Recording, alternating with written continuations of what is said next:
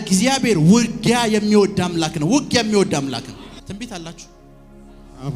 ከእግዚአብሔር ዘንድ የሰማችሁት ነገር አለ? yes ከእግዚአብሔር ዘንድ የሰማችሁት ነገር፣ ከእግዚአብሔር ዘንድ ያያችሁት ነገር አለ?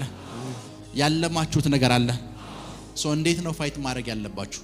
መልካሙን ገደል እንዴት እንጋደል? ቀላል አማርኛ። እሺ ታንሰ አሌክስ ዘጋሩ ቀላል አማርኛ የእግዚአብሔርን ባህሪ ላሳያችሁ። አሹ ዘጋሩ አሹና አሌክስ አንድ ሰፈር ናቸው። የሺ ሌላ ሰፈር ነው። በአሌክስ እና በሱ መካከል ጸብ ተፈጠረ። እሱ ተመቶ መጣ። እዛ ሰፈር ሂጄ ተመትቼ መጣው ቢለው ለአሸናፊ የአሸናፊ መልስ ምን ይመስላችኋል? ለምን ስትሄድ አልጠራኸኝም ይላል። እግዚአብሔርም እንደዛ ነው የሚለው። እግዚአብሔርም ደሴም ቲንግ ነው የሚለው። ዳዊት በደንብ ስሙ። ዳዊት ፊሊስጤማውያንን ሊወጋቸው ተነሳ። ከዛስ ወዲያውኑ ገባው። እዚህ ጦርነት ውስጥ እግዚአብሔር ራሱ መሳተፍ ይፈልጋል። እግዚአብሔር ሆይ አለ አብረን እንሂድ ትሄዳለህ አለው። አብረን እንሂድ አብረን እንውረድ ትሄዳለህ አለው። እግዚአብሔር የእናንተ እያንዳንዱ ጦርነት ውስጥ መሳተፍ ይፈልጋል። አልገባችሁም? የእናንተ የእያንዳንዱ ጦርነት ውስጥ እግዚአብሔር ምንድነው የሚጠብቀው? ቁጭ በሉ። እግዚአብሔር ምንድነው የሚጠብቀው?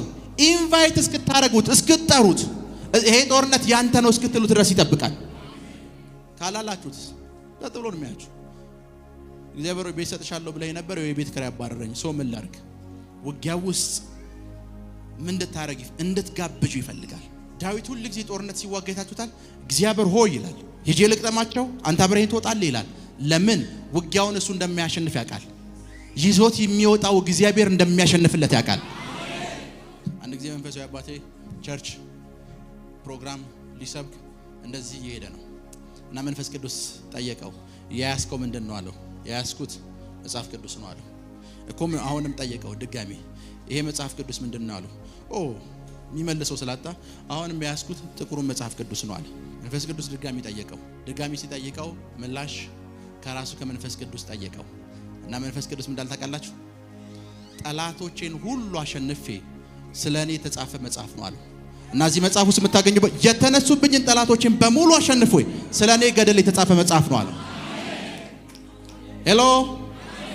ሄሎ ከዘፍጥረት እስከ ራዕይ ብታነቡት እዛ ውስጥ የምታገኙት አንድ ነው። ፊሊስጤማውያን አማሌቃውን የመጨረሻው ጠላት ደግሞ ኃጢያትና ሞት ይሄን ሁሉ ፋይት አድርጎ አሸንፎ ስለሱ የተጻፈ መጽሐፍ ነው። እግዚአብሔር ውጊያ የሚወድ አምላክ ነው። ውጊያ የሚወድ አምላክ ነው። እስራኤል የምትባል ሀገር ኡጋንዳ መቅጠም ብትፈልግ እንደምታርክ ታውቃላችሁ? አሜሪካን ጎትታ ታስገባለች። አሜሪካን ጎትታ እዛ ውስጥ ታስገባታለች። ዋይ እንደ ክርስቲያን ምንድነው ማድረግ ያለባችሁ? ትንቢት ተነግሯችኋል። ለትንቢታችሁ ስትጋደሉ እንደዚህ ያለ እግዚአብሔር የነገርከኝ አንተ ነህ። ከዚህ ትንቢት ጋር አብረኸኝ መሄድ አለብህ። ይሄንን ትንቢት አንተ ማስፈጸም አለብህ። የሚነሱ ጠላቶች አሉ። አሁንም እየተነሱ ነው። አንደበታቸውን ማዘጋት አለብህ። ከመንገዴ ዞር ማድረግ አለብህ።